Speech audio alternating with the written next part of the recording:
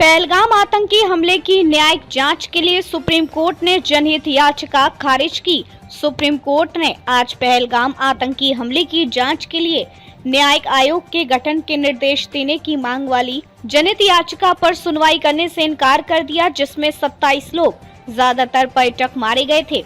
ऐसा करते हुए कोर्ट ने स्थिति की संवेदनशीलता के बावजूद गैर जिम्मेदाराना याचिका दायर करने के लिए याचिकाकर्ताओं को फटकार लगाई और सुरक्षा बलों पर पड़ने वाले मनोबल को कमजोर करने वाले प्रभाव को रेखांकित किया।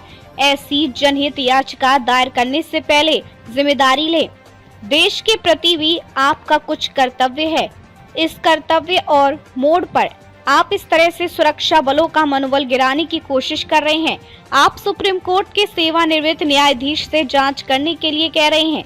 सेवानिवृत्त उच्च न्यायालय सुप्रीम कोर्ट के न्यायाधीश कब से जांच में विशेषज्ञ होंगे? हमें बताएं। हमें जांच की इस विशेषज्ञता की कब से आवश्यकता है? हम केवल विवादों का निपटारा करते हैं।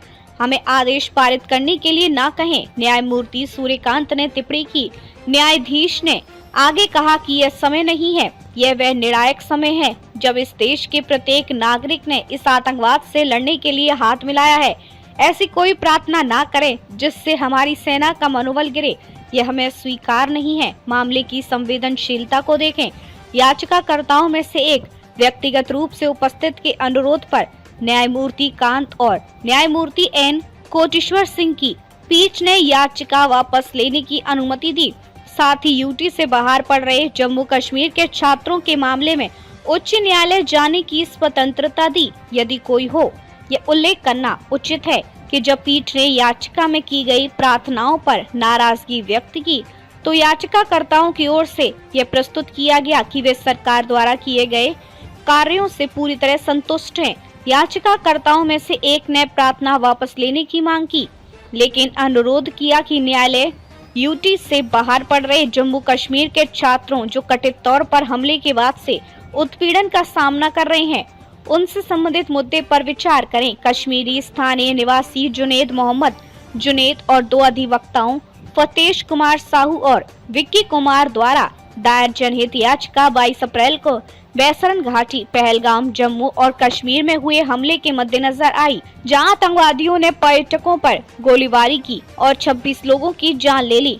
इसने जम्मू और कश्मीर जैसे संघर्ष वाले क्षेत्रों में पर्यटक स्थलों के लिए न्यूनतम सुरक्षा मानकों की मांग की। केंद्र शासित प्रदेश जम्मू और कश्मीर के पर्यटक क्षेत्रों में लोगों की सुरक्षा के लिए याचिकाकर्ताओं ने प्रार्थना की कि केंद्र, जम्मू और कश्मीर प्रशासन, केंद्रीय रिजर्व पुलिस बल, सीआरपीएफ और राष्ट्रीय जांच एजेंसी एनआईए द्वारा एक कार्य योजना तैयार की जाए।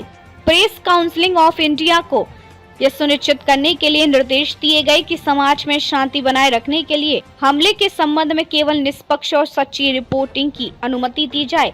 सुप्रीम कोर्ट की एक महत्वपूर्ण पीठ ने पहले पहलगाम हमले की निंदा मानवता के मूल्यों का अपमान के रूप में की गई थी। पूर्ण न्यायालय के प्रस्ताव में कहा गया कि विवेकहीन हिंसा के इस शैतानी कृत्य ने सभी की अंतरात्मा को झकझोर दिया है और यह आतंकवाद द्वारा फैलाई जाने वाली क्रूरता और अमानवीयता की एक कठोर याद दिलाता है। Supreme court advocates on record association ने भी हमले की निंदा करते हुए एक प्रस्ताव पारित किया।